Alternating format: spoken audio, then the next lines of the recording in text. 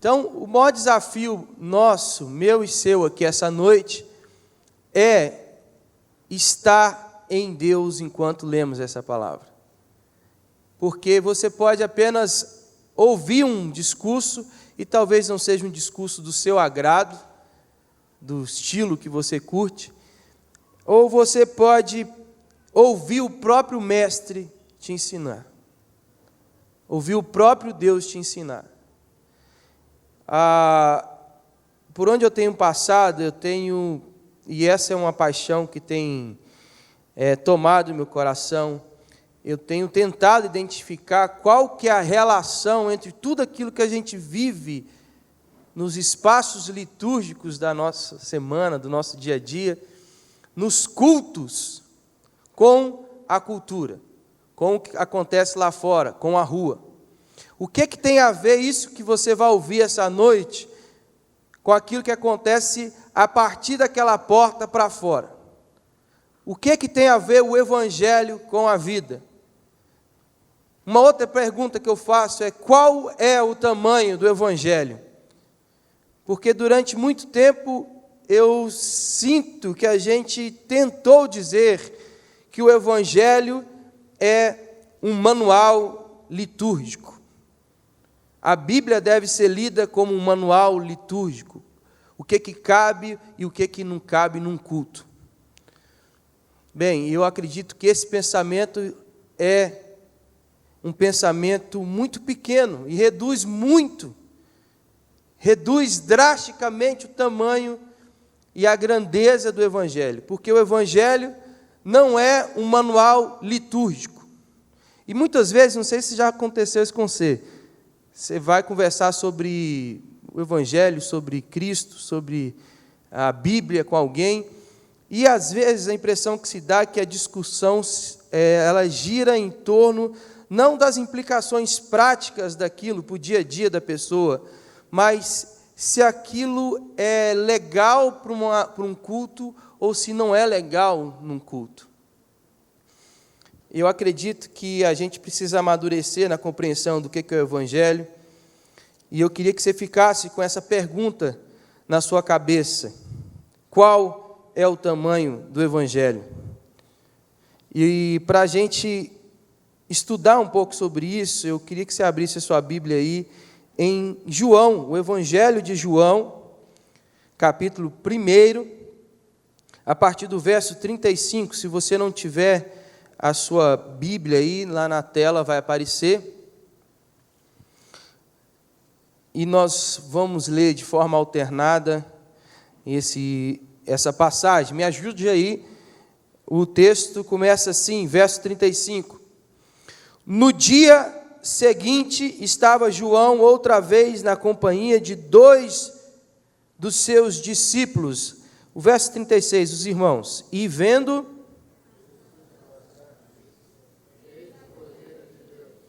os 2 discípulos, ouvindo dizer isto, seguiram Jesus.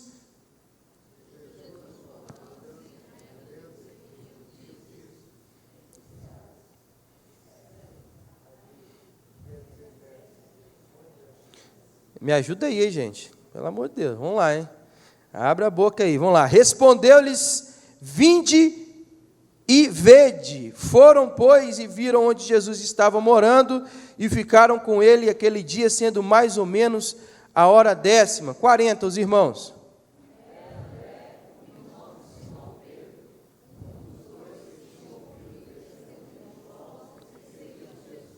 41. Ele achou primeiro o seu próprio irmão Simão, a quem disse: achamos o Messias, que quer dizer Cristo.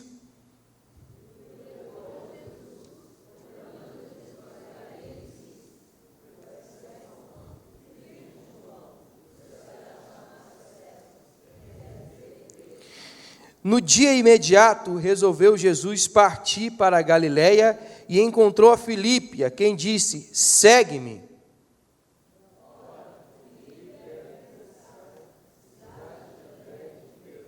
Filipe encontrou a Natanael e disse-lhe: achamos aquele de quem Moisés escreveu na lei e a quem se referiram os profetas, Jesus, o Nazareno.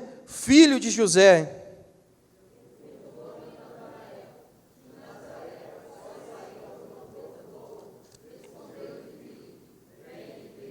Jesus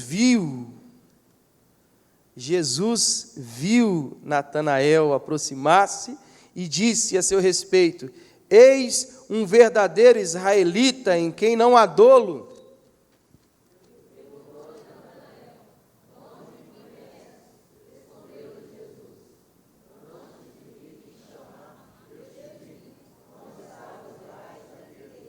Então exclamou Natanael: Mestre, tu és o Filho de Deus, tu és o Rei de Israel. 50, os irmãos, vamos.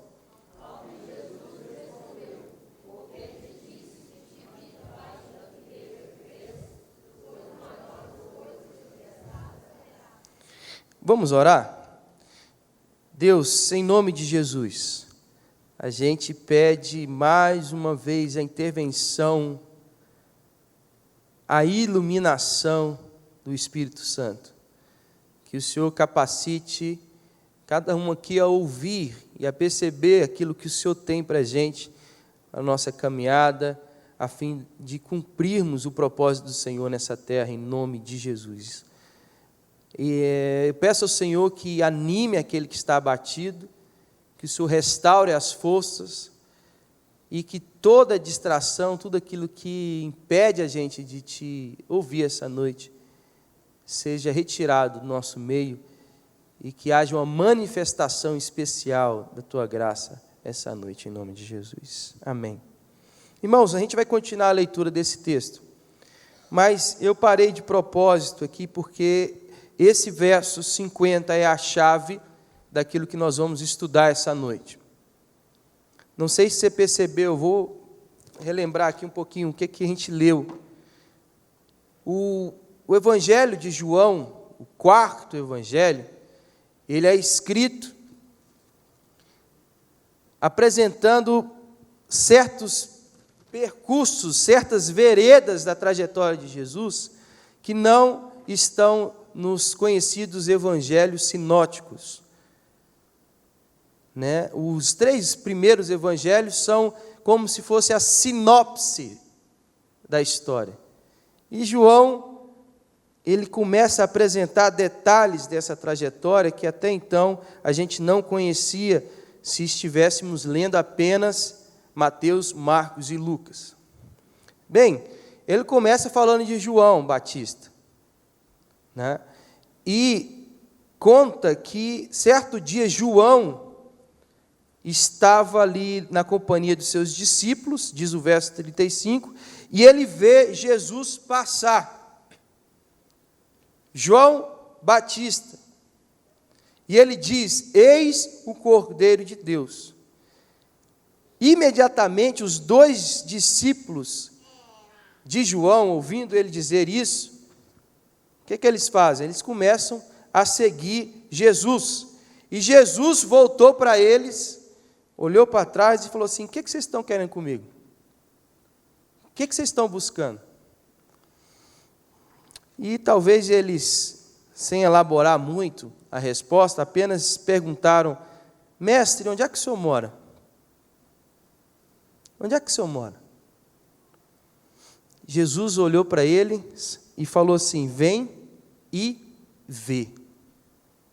Que resposta boa. Que resposta boa. Talvez você veio aqui essa noite tentando achar nesse lugar um lugar onde Jesus pode estar presente, e de fato Ele está, e talvez haja uma inquietação no meu e no seu coração para saber onde que Jesus vai dormir, onde que Jesus mora. E isso aconteceu com esses discípulos, e Jesus dá uma resposta muito simples. Ele apenas diz: vem e vê. Vem e vê. Eles foram e viram onde Jesus estava morando e ficaram com ele aquele dia, sendo mais ou menos 4 da tarde. Era André, o irmão de Simão Pedro, um dos dois que tinha ouvido o testemunho de João e seguido Jesus. Ele achou primeiro o seu próprio irmão, Simão, a quem disse: achamos o Messias, que quer dizer Cristo, e o levou a Jesus. Jesus olhou para Pedro, ou para aquele que até então se chamava Simão, e diz: tu és Simão, filho de João, tu serás chamado Cefas, que quer dizer Pedro.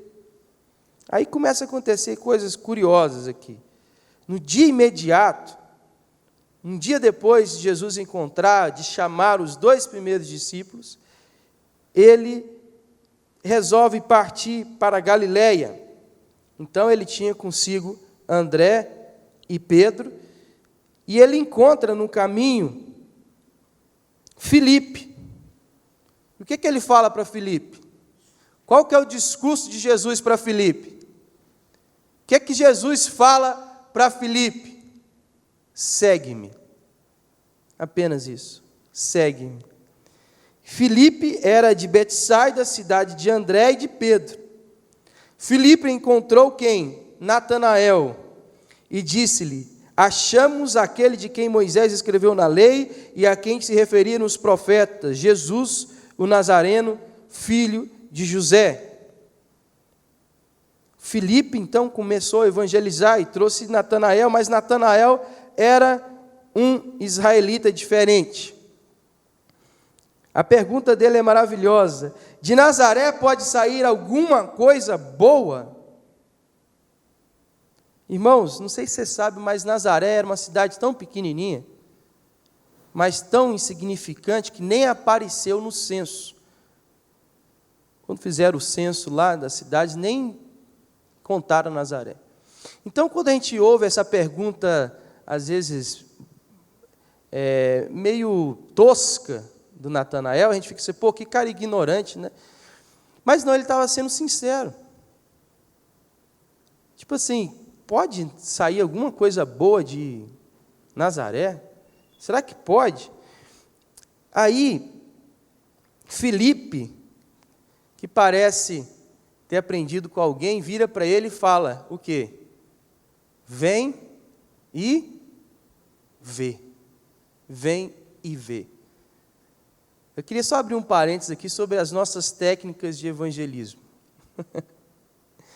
A gente transformou o evangelismo num discurso que a gente deve aprender e decorar e tentar colocar na cabeça das pessoas a fim de convencê-las a respeito da nossa religião. Então, o que é evangelizar? Evangelizar é convencer o outro de que a religião dele está errada, e a partir do convencimento, às vezes a gente gasta livros e livros, estudos para tentar falar com o cara que ele está errado. E essa técnica de evangelismo aqui subverte tudo isso. Filipe, aprendendo com o mestre, apenas disse para Natanael: você está duvidando que pode sair coisa boa de Nazaré? Pois bem, vem ver. Experimenta. Vem você mesmo ver.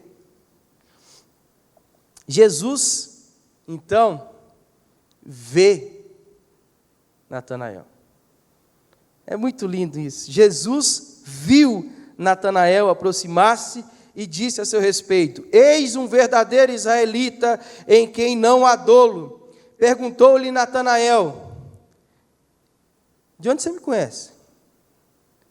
Jesus vira para ele e diz: você não tem papa na língua, você não é um cara assim que se esconde atrás de um discurso, você é honesto. Você perguntou aquilo que uma pessoa perguntaria, nem todo mundo tem a coragem, você tem.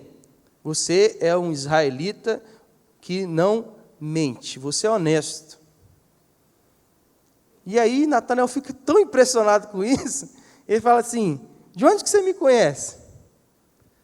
Aí Jesus vira para ele: antes de Filipe te chamar, antes de Filipe te evangelizar, antes daquele irmão te chamar para vir na missão, eu te vi. Você lembra quem te evangelizou? Vamos considerar aqui que você já foi evangelizado. Vamos supor que você já foi evangelizar. Você lembra?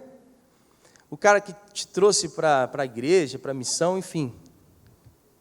Antes desse cara te chamar, Jesus te chamou. Jesus te viu. Antes mesmo de você aceitar o convite, vem e vê, de você ir e ver Jesus, Jesus te viu. Ele disse isso para Natanael: eu te vi quando estavas debaixo da figueira. Irmão, isso aqui para Natanael foi a revelação do ano.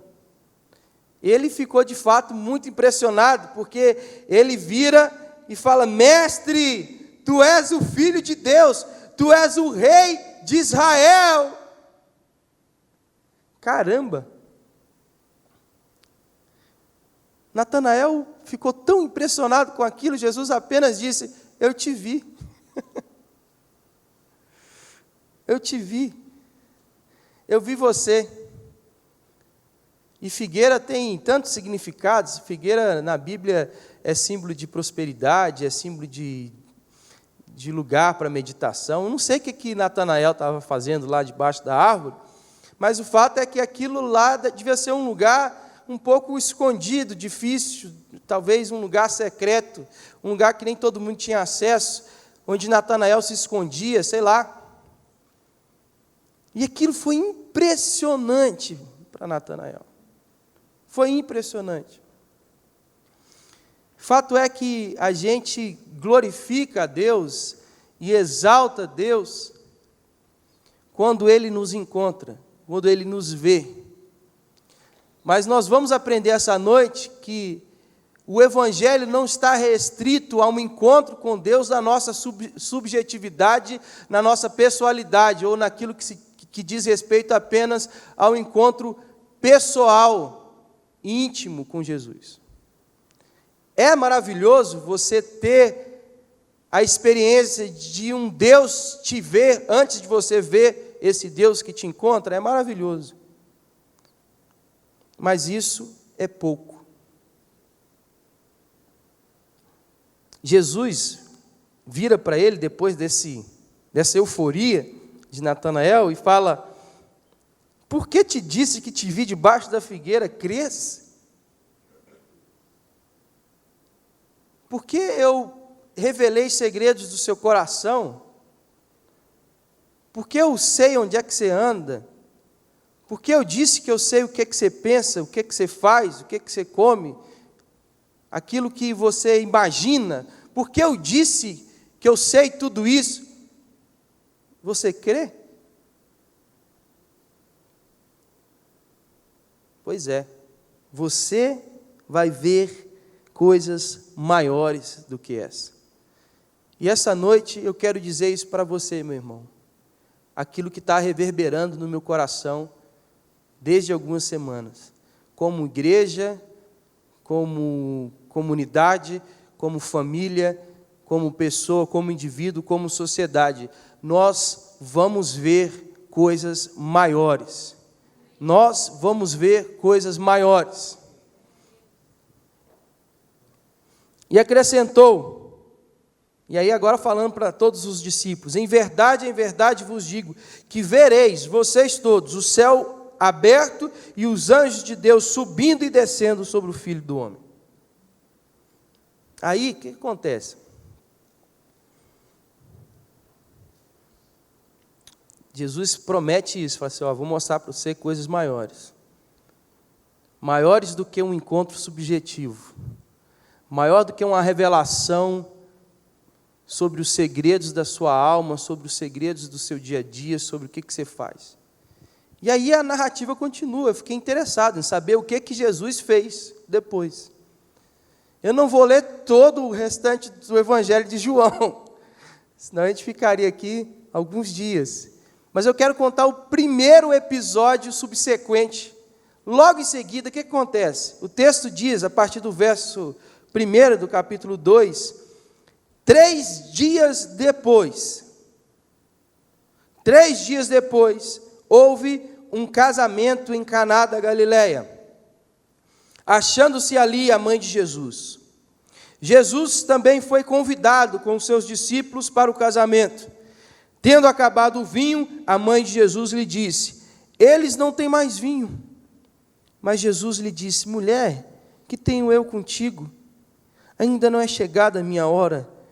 Então ela falou aos serventes: fazei tudo o que ele vos disser.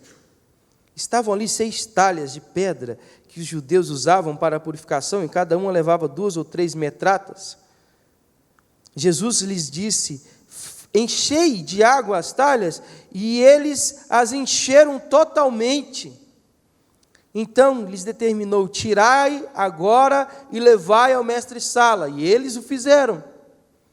Tendo o mestre-sala provado a água transformada em vinho, não sabendo de onde viera, se bem que o sabiam os serventes que haviam tirado a água, chamou o noivo e lhe disse: todos costumam pôr primeiro o bom vinho, e quando já beberam fartamente servam o inferior. Tu, porém, guardaste o bom vinho até agora. Com este deu Jesus princípio a seus sinais em Caná da Galileia. Manifestou a sua glória, e os seus discípulos creram nele. Depois disso, desceu ele para Cafarnaum com sua mãe, seus irmãos, seus discípulos, e ficaram ali não muitos dias. Irmãos, olha para cá. Qual que é o tamanho do Evangelho? Jesus prometeu a Natanael e aos seus discípulos que eles veriam coisas maiores do que aquela. E ele começou a mostrar. E ele começa a mostrar os seus sinais e a sua glória num lugar muito esquisito para um religioso. Ele faz isso numa festa de casamento. Festa de casamento. Festa de casamento, gente, antigamente, era festa mesmo. Hoje é um trem esquisito. Nem todo mundo fica feliz quando casa. Mas antigamente era a festa que durava uma semana. E era festança mesmo. Não é aquela festa que as pessoas ficam assim, com o pé na parede, assim, olhando o outro, assim, não. É a festa dançando, é a festa celebrando, é o vinho, é a dança, é a alegria, é uma coisa meio profana esse trem. Não parece que cabe no Evangelho uma festa. Mas Jesus começa a mostrar a sua glória, Jesus começa a mostrar os seus sinais para além da interioridade, da revelação, do subjetivo, numa festa. As bodas de Caná não aparecem na sinopse da história de Jesus, Mateus, Marcos e Lucas não falam sobre isso. Quem lê só o resumo dos evangelhos sinópticos não assiste a esse episódio impressionante. É interessante, eu queria que você notasse isso, que o evangelho não está restrito apenas a um livro. O evangelho é uma narrativa quadriforme. Ela tem 4 perspectivas de uma mesma história. Então, quando você pensa que você entendeu o Evangelho depois de ler Mateus, aí vem Marcos e te informa outras coisas que você não tinha visto. Quando você lê Mateus, Marcos, você fala assim: nossa, entendi o Evangelho, agora eu estou sabendo. Vem Lucas e te informa uma coisa nova. E quando você fala assim: nossa, o Evangelho está no bolso, decorei tudo. Vem João e traz uma história esquisita. Jesus transformando água em vinho, Jesus indo para a festa de casamento. Que coisa absurda. Outro detalhe dessa história é que o nome Natanael, presente de Deus, ocorre somente em João. E João, para mim, é o livro das intimidades. João era o discípulo que recostava sua cabeça no peito de Jesus. Ele tinha um esquema diferente com o mestre. Nos outros 3 evangelhos, Natanael é identificado pelo sobrenome Bartolomeu, que é provavelmente o sobrenome do seu pai, era a forma que as pessoas utilizavam naquela época de identificar. Ao invés de usar o nome, usava o sobrenome do pai. Então, quando a gente pensa sobre qual que é o tamanho do Evangelho, a gente tem que ter em mente a diversidade do Evangelho. O Evangelho não cabe só no livro de Mateus, por isso que existe Marcos, por isso que existe Lucas, por isso que existe João. Qual que é o tamanho do Evangelho? É grande, é maior do que a gente já viu, é maior do que aquilo que já experimentamos, é maior do que aquilo que já aprendemos na EBD, é maior do que ouvimos até hoje na nossa trajetória cristã. E talvez você seja aqui um crente já de 20, 30 anos, é maior do que tudo isso que você já experimentou. É por isso que nós nos reunimos aqui todos os dias, na tentativa de fazer, experimentar, de cada um poder experimentar aquilo que está nos adesivos, ou no adesivo dos nossos carros, que é missão buscando o avivamento. A gente está na expectativa desse avivamento, a gente espera esse avivamento, porque a gente acredita que ele ainda não chegou. É fato que é impressionante tudo que Deus já fez esse ano aqui na missão, no sentido de estrutura física. Essa casa aqui, que há 17, 18 anos ficava aqui atrapalhando, esse dente aqui, as frentes missionárias, as 150 frentes de trabalho aqui na cidade, tudo isso é muito lindo, mas ainda é pouco diante daquilo que Deus pode e vai fazer no nosso meio. Amém? Amém, irmãos? Amém. É certo que o Evangelho é maior do que aquilo que já experimentamos e já vimos. Maiores coisas do que essa. Jesus virou para Natanael e disse isso: você ficou impressionado porque eu falei que eu te vi debaixo da figueira, pois você verá coisas maiores do que essa. E sobre esse relato das bodas de Caná na Galileia, eu não fico tão impressionado com essa coisa de transformar a água em vinho e tal. Isso é interessantíssimo, isso é maravilhoso. Mas tem alguns detalhes aqui, é lógico que eu não quero esgotar de forma nenhuma o texto, mas o primeiro detalhe que eu percebo aqui, logo no início do capítulo 2, é um ensinamento sobre comunhão, sobre hospitalidade que Jesus nos oferece. O texto diz que 3 dias depois houve um casamento. E a coisa mais maluca é que 3 dias depois os discípulos já estavam tão integrados na família de Jesus que eles foram juntos para a festa de casamento com convite. Não foi penetra, não. Porque tem gente que acha que o vinho acabou porque Jesus chegou de última hora com a galera, entendeu? E o noivo não estava preparado e chegou ali os discípulos, beberam demais e acabou o vinho. Tem uma história apócrifa assim, né? Mas o fato é que os discípulos, o texto deixa bem claro, que os discípulos também foram convidados. Gente, eu não sei se isso é interessante para você quanto é para mim, mas você conhece os caras há 3 dias. E você já vai levar para a festa de casamento? Véi, isso aí é avivamento purinho. Isso aí é o céu na terra. Tipo assim, você conheceu o cara tem 3 dias. Você falou com ele, vem ver. Aí chegou lá, o fulano de tal da família lá, parente da Maria, sei lá, fala, vai casar, e aí, os discípulos também. Mas como assim? Então, a primeira aula que eu aprendo aqui é sobre comunhão. Jesus e seus discípulos também tinham sido convidados para o casamento. E eu aprendo aqui que Jesus tem uma facilidade de fazer amigos. Existe algo maior do que descobrir que alguém está debaixo da figueira, é ensinar para ele sobre como fazer amigos. Amém? Jesus está mostrando o tamanho do Evangelho. Ele começa ensinando sobre comunhão, sobre hospitalidade. E a coisa mais louca disso é que Jesus faz esse primeiro milagre, o milagre da comunhão, levando Natanael para uma festa na cidade de Natanael. O texto de João, lá no final, em João 20, fala que Natanael era de qual cidade? Natanael era de Caná, na Galileia. É interessante isso, porque o Natanael é o cara que zoa Jesus sobre a cidade dele, faz bullying. Embora Jesus tenha nascido em Belém, ele foi criado em Nazaré. E o cara que zoa Jesus é convidado para uma festa na cidade dele, em Caná, a cidade de Natanael.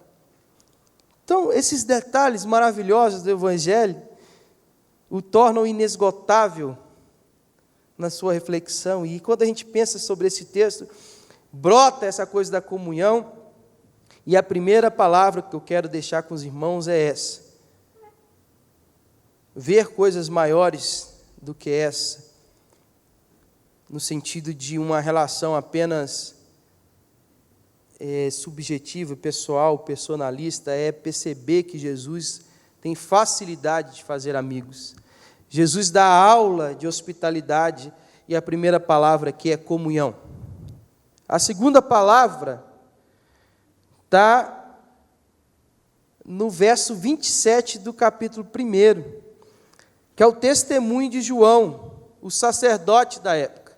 Porque João, de fato, era aquele que deveria ocupar o seu lugar de sacerdote no templo, mas ele preferiu ir para o deserto.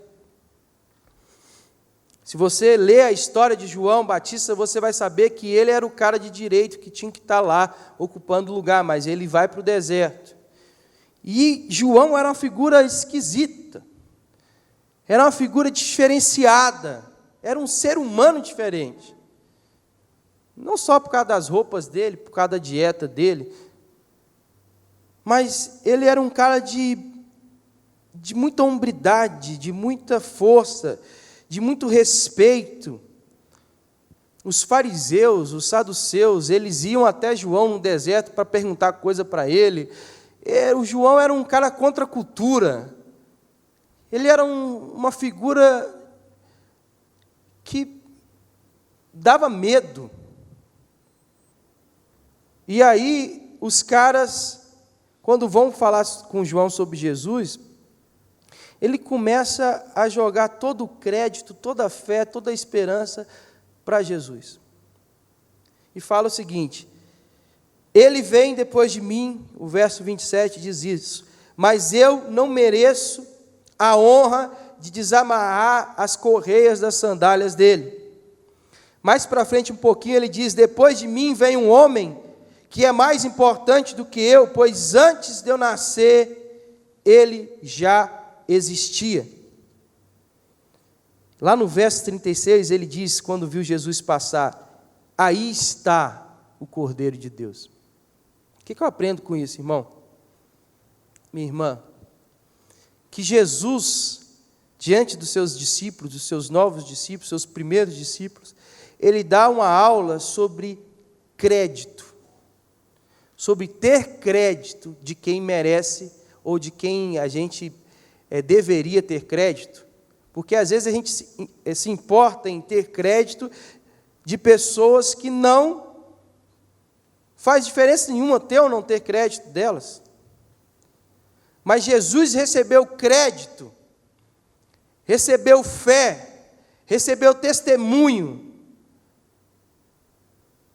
recebeu credenciais, se é que Jesus precisava, e parece que Jesus está nos ensinando sobre o que é autoridade, o que é fazer algo, ou ter uma missão debaixo de uma autoridade. Jesus recebeu crédito de quem ele deveria receber, e o primeiro a dar crédito ao ministério de Jesus é João Batista. Um outro detalhe, não só João, e isso eu fico pensando na figura dos discípulos, porque imagine só, você está ali seguindo João Batista, é o cara mais radical, mais impressionante, mais reto, mais justo da sua comunidade, da sua região, e esse cara que é um mestre para você, vira e fala assim: olha, eu não sou digno de desamarrar as sandálias daquele cara ali. Aquele é o Cordeiro de Deus. Eu vim antes dele só para preparar o caminho para ele, mas ele é o cara. Então os discípulos seguem Jesus. E aí eles vão para uma festa. E chegando lá, eles ouvem um outro testemunho. Eu não sei se vocês notaram isso, mas no verso 5 do capítulo 2, existe um testemunho da mãe de Jesus. Eu não sei para você, mas para mim, a palavra de uma mãe tem muito valor. Então, mãe é aquela que criou Jesus, que viu ele nascer, que nasceu dela, que ensinou ele a andar, que, enfim, está ali com ele há 30 anos. Você está numa festa com uma pessoa a qual o grande mestre da cidade fala que ele é o cara. O qual o cara fala que ele é o cara. E agora você vê a mãe do sujeito falar algo desse naipe. Olha só, verso 5 do capítulo 2. Então ela disse aos empregados: façam o que ele mandar. Fazei tudo o que ele vos disser. Irmãos, o que eu aprendo com isso? Que Jesus tinha crédito. Em última instância, a autoridade de Jesus vinha do Pai, vinha de Deus. Mas não sei se vocês lembram, lá no final de Mateus 28, ele fala assim: toda autoridade me foi dada no céu e na terra. É impressionante ver que Jesus recebeu crédito das pessoas que realmente eram influência e eram importantes na sua geração. E vale a pena a gente refletir sobre esse ensinamento. Como que a gente tem operado a nossa missão, o nosso ministério? Sobre autoridade, sobre o crédito de quem? Será que a gente está buscando o crédito das pessoas certas? Será que a gente tem crédito? Tem a fé, tem o aceite, tem o eu concordo das pessoas que realmente a gente precisa ter? Então, a segunda palavra é crédito. E eu pergunto para você: quem tem fé em você? Quem pode chegar para você e falar assim: não, esse cara aí, eu acredito na missão, eu acredito no chamado desse cara, eu acredito no que ele está fazendo, esse cara é um homem de Deus, essa aí é uma mulher de Deus. Terceira coisa, Jesus, nos versos 7 e 8, disse aos empregados: encham de água esses potes, e eles os encheram até a boca. Em seguida, Jesus mandou: agora tirem um pouco da água desses potes e levem ao dirigente da festa. E eles levaram. É impressionante isso. Jesus não era o responsável, o texto não apresenta essa possibilidade que Jesus era o responsável por levar água, vinho, alimento. Ele não era o, como é que fala? Cerimonialista. Mas Jesus chega lá na festa, ele está lá para curtir a festa. E ele chega para os garçons e dá ordem para os garçons. E os garçons atendem. Jesus, quando chega na festa, ele gera favor no coração dos homens. Ele gera serviço. Isso me mostra que ele tem carisma. A terceira palavra, eu disse que Jesus está mostrando para Natanael e seus discípulos algo maior. E ele começa a mostrar sobre comunhão, ele começa a falar sobre credibilidade, ele começa a falar sobre carisma. É impressionante ele falar para os empregados: encham de água esses potes, e os empregados enchem os potes até a boca. É impressionante quando ele diz: tire um pouco de água desses potes e leve ao dirigente da festa, e eles fazem isso. Carisma. Em quarto lugar, isso é muito legal. Eu disse que naquela época as festas de casamento duravam até uma semana. Faltar vinho, irmão, eu não quero escandalizar ninguém aqui, mas faltar vinho significaria para o noivo passar um vexame. Ele ia ser envergonhado na sua comunidade, porque era responsabilidade do noivo prover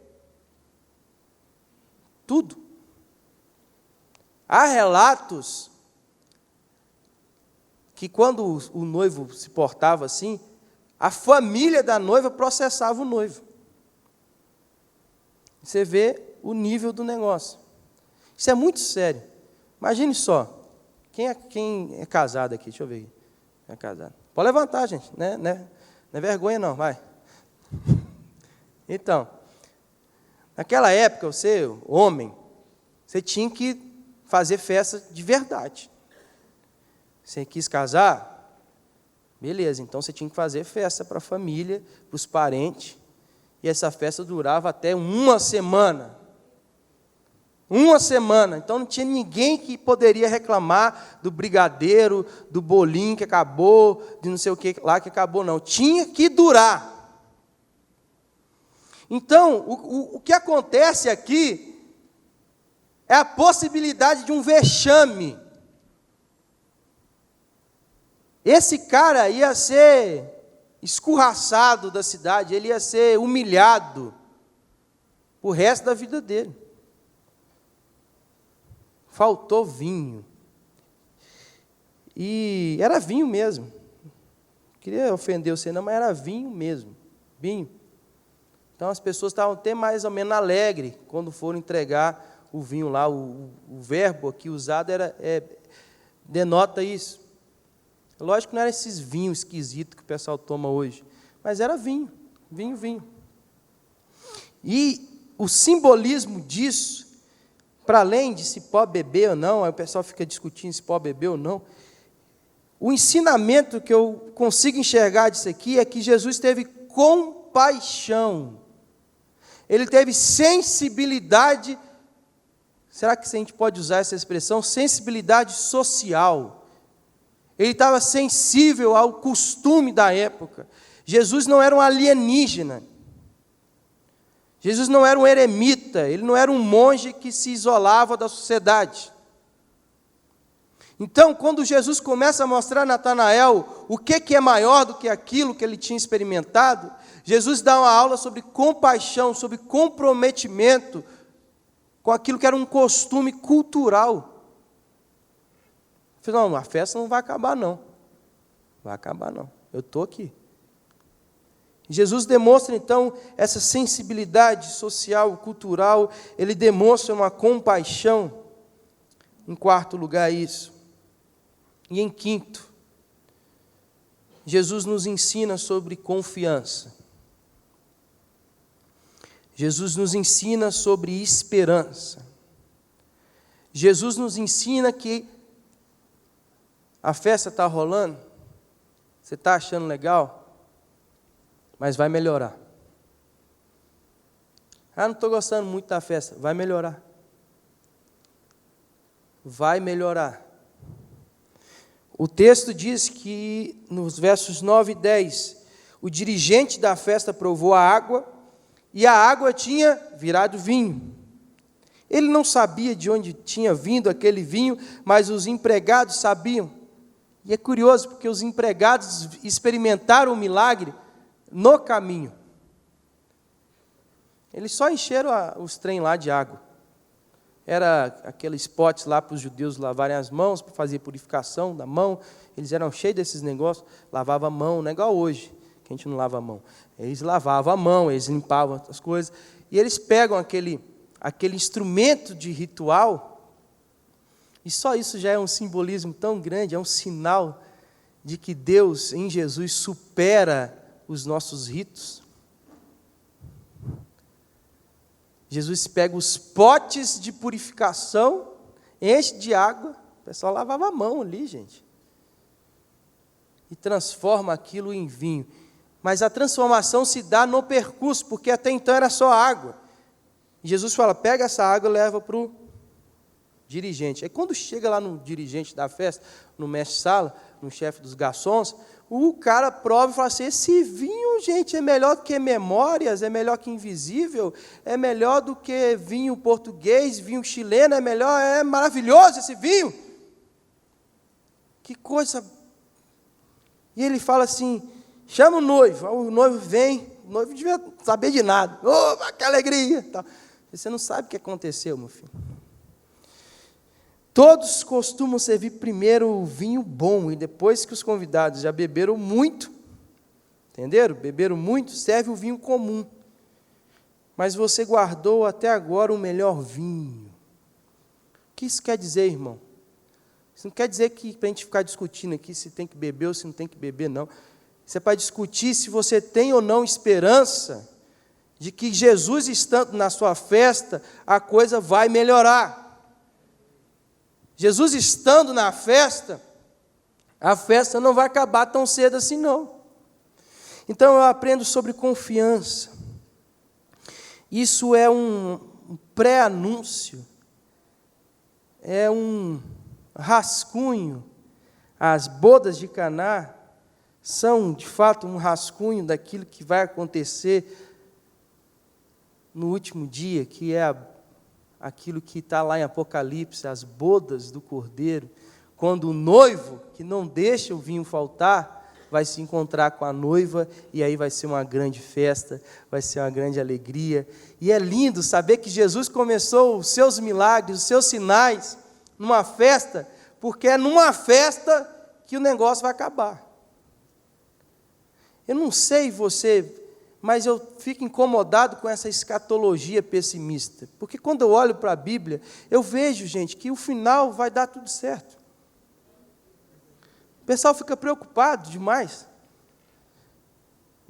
Fica preocupado, é fulano de tal, dando problema, é não sei quem, não sei quem fez isso, fez aquilo e tal. Gente, uma certeza que pode nos tranquilizar, especialmente a gente que vive aí no front, cuidando de pessoas no dia a dia, nos dilemas com as pessoas, vai dar tudo certo. Isso não é uma frase de efeito. A Bíblia fala o seguinte, que o final da história, se você pegar a Bíblia e ler, você tem acesso ao final da história, o final é uma grande festa. É uma festa de casamento.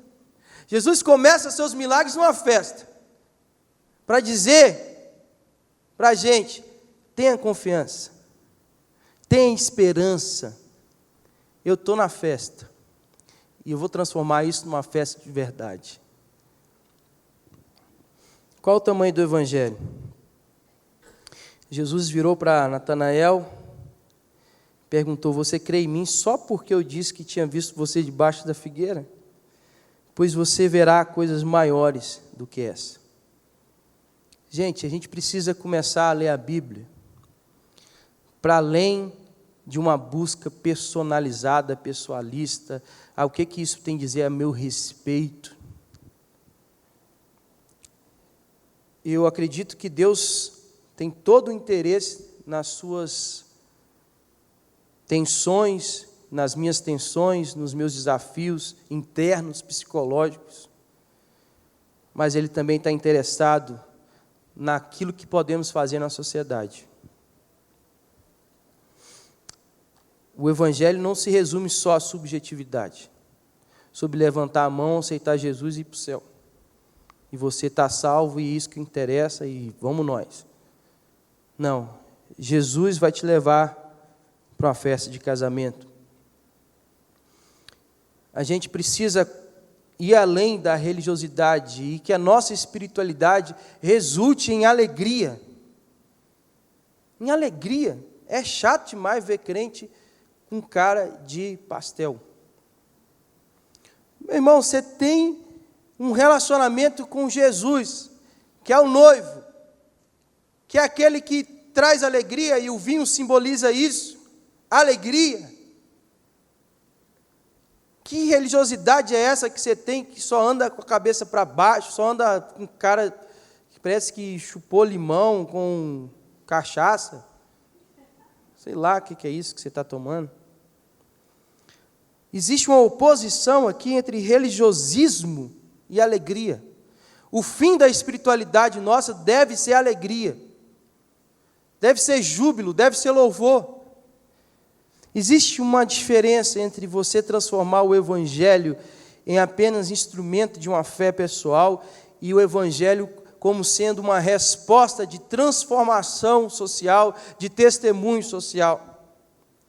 É preciso que a gente pare de focar em certas partículas do Evangelho, dando ênfase excessivo em certas partes do Evangelho, e perceber que o Evangelho tem perspectivas, mas não tem ênfase. Aquele que dá ênfase demais numa revelação do Evangelho, acaba virando um herético.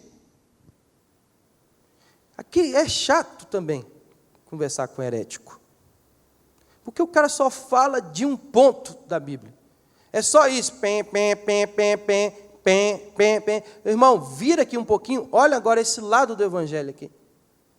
Pare de dar ênfase e comece a olhar as perspectivas do Evangelho. Isso que você está vendo é só uma janelinha do Evangelho. É só um detalhe do Evangelho. Abra as outras janelas. Aprenda com outras pessoas. Talvez o seu lugar de visualização do Evangelho é um lugar que não está te facilitando. Chame mais gente, compartilhe, aprenda outros pontos de vista, outras perspectivas. Pare de focar na parte, busca a totalidade, busca a integralidade do Evangelho.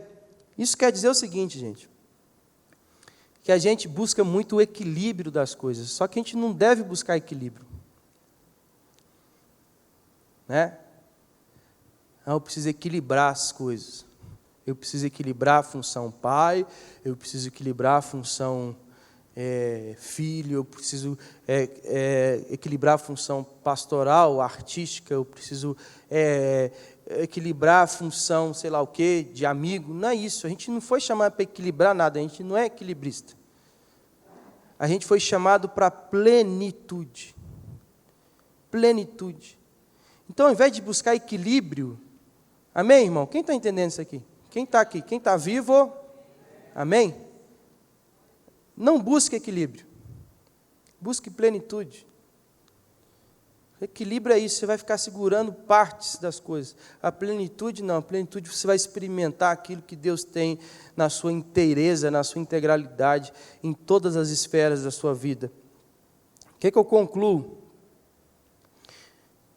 E eu queria terminar aqui para a gente orar. Primeira conclusão. O Evangelho é Jesus. O Evangelho é uma pessoa. O Evangelho não é um discurso. Por isso que Jesus fala, vem ver. Você não vem ver um discurso. Ou ver um discurso, é um monte de palavra pendurada, assim, você fica vendo assim. Nossa, não. Vem e vê. Experimenta uma pessoa, um relacionamento. Jesus falou, vem e vê. Jesus é o Evangelho. Segundo, quando Jesus entra na festa, ele pode não ir sozinho. Chamar Jesus para a festa é um perigo. Por isso que aquela lenda parece ter alguma lógica. De que ele entrou com a galera e o vinho acabou, porque o noivo não estava preparado para tanta gente. Ele leva discípulos, ele leva irmãos, ele leva mãe. Isso quer dizer que Jesus se importa, para além de uma revelação sobre quem nós somos, ele se importa com comunhão. Em segundo lugar, quando o Evangelho entra na festa, eu descubro o que é crédito, o que é ter autoridade, o que é fazer uma missão, o que é desempenhar uma missão debaixo de autoridade, debaixo de testemunho de quem de fato vale a pena ter o testemunho. Quando Jesus entra na festa, ele desperta o favor dos homens. Jesus dá uma aula sobre carisma. Ele dá uma aula sobre como despertar serviço, voluntariado. Em quarto lugar, quando o Evangelho entra na festa, ele se sensibiliza com a realidade humana. Ele jamais fica apático. O vinho está acabando, não vou deixar acabar. Porque isso vai trazer sérios problemas para esse rapaz. Em último lugar, quando Jesus entra na festa, a festa dura mais do que antes. Eu descubro que vai melhorar. Eu descubro sobre confiança, sobre esperança. Irmão, qual que é o tamanho do Evangelho? É preciso seguir o Mestre para ver. E tem muita gente, e talvez tenha alguém aqui essa noite que está parado na caminhada. Está empacado, acha que já viu tudo. Mas Jesus, Ele é o caminho. E Ele te chama para caminhar. E Ele te chama para segui-lo. Vem e vê. Não acabou, não. Uma certeza de que não acabou, que você não viu tudo que tinha que ver, é que você está vivo. Se você está vivo, tem muita coisa para você ver, para você experimentar. O que Natanael viu depois desse primeiro milagre, irmãos? Você vai ler aí agora. Chega em casa e lê o resto de João. Você vai ver que ele viu muitos outros milagres. Ele viu outros ensinamentos. Ele teve a presença de Jesus. Ele viu a morte de Jesus. Ele viu a ressurreição de Jesus. Ele experimentou o batismo no Espírito Santo. Talvez você ainda não experimentou isso. E é certo que ele já voltou para casa. Natanael já foi glorificado. Já partiu dessa para melhor. Eu não sei o que está na sua cabeça, qual a sua expectativa em relação à sua jornada com Jesus, mas eu quero, em nome de Jesus, te animar essa noite com essas palavras que Jesus disse a Natanael. Não se espante só porque eu vi você debaixo da figueira. Você vai ver coisas maiores do que esta. Você vai ver coisas maiores do que essa.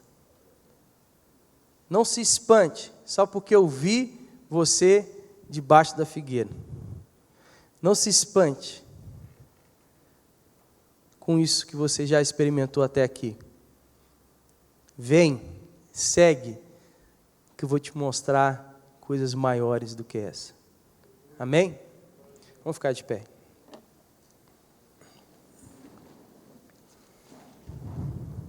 A banda pode subir aqui, por favor.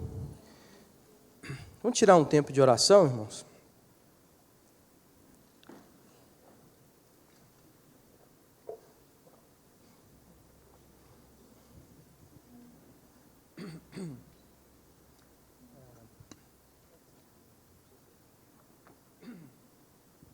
Você pode fechar os seus olhos.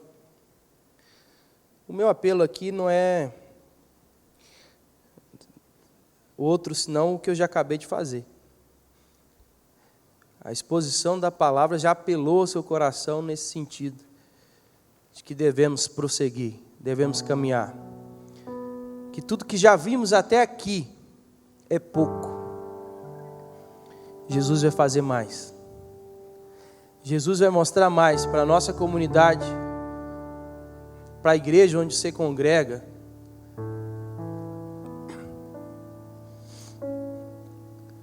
Eu quero proferir essa palavra sobre a sua vida, de que Jesus vai transformar aquilo que é utensílio de ritual na sua vida, de religiosidade,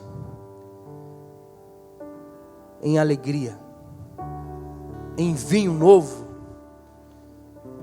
em uma espiritualidade transbordante, que não precisa de apelos sentimentalistas,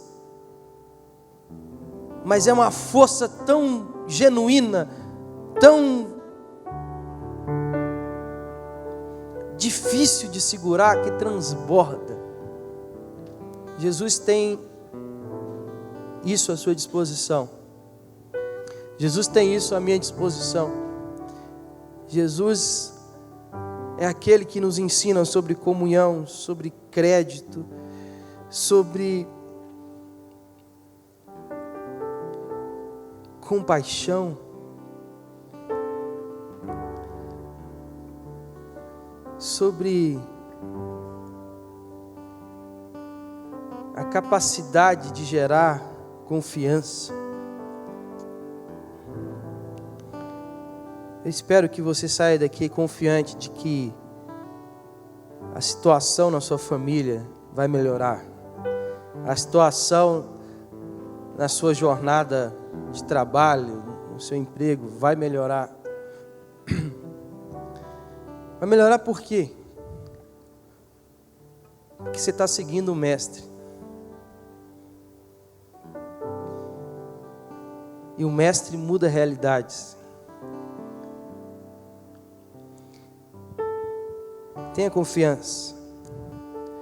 Tudo que você já viu até aqui é muito pouco diante daquilo que Ele vai mostrar. E não se satisfaça, em nome de Jesus, com a fé resumida a rituais e a aquilo que acontece dentro do seu quarto, na sua intimidade. Jesus quer te levar para a rua. Jesus quer te levar para lugares que parecem até profanos para a religião, como uma festa, por exemplo. Para que você veja que Jesus, estando onde está, nunca deixa as coisas como estavam ou como estão. Ele sempre muda, Ele sempre aperfeiçoa, Ele sempre traz o novo, o bom, o melhor, aquilo que transborda, aquilo que é impensável. Pai, em nome de Jesus, nós agradecemos por essa oportunidade de estudar a Tua Palavra aqui na missão. Saber que tem tantos lugares no mundo que não existe essa possibilidade de fazer isso publicamente. Então, obrigado, Deus. O Senhor tem preservado essa liberdade no nosso país, na nossa cidade. Obrigado pela oportunidade de cantarmos canções aqui essa noite, de rever amigos. Que o Senhor continue despertando, como o Senhor fez nesse texto, o serviço, o favor entre nós, a generosidade. Que o Senhor continue nos ensinando sobre como fazer amigos e não tratar a fé como algo apenas personalista, pessoal, subjetiva, mas que isso transborde em testemunho com os amigos, com os parentes. Deus, que o Senhor continue nos ensinando sobre o que é ter crédito e como ter crédito e crédito de quem. Que a nossa missão seja testemunhada no céu e na terra. Que o Senhor nos ensine cada dia mais, Pai, sobre esperança, sobre confiança.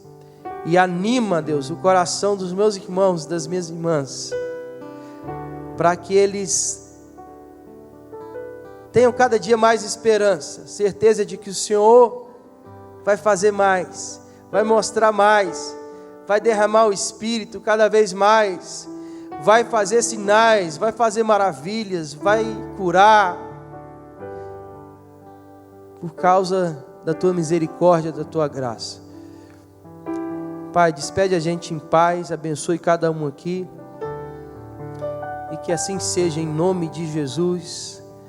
Amém.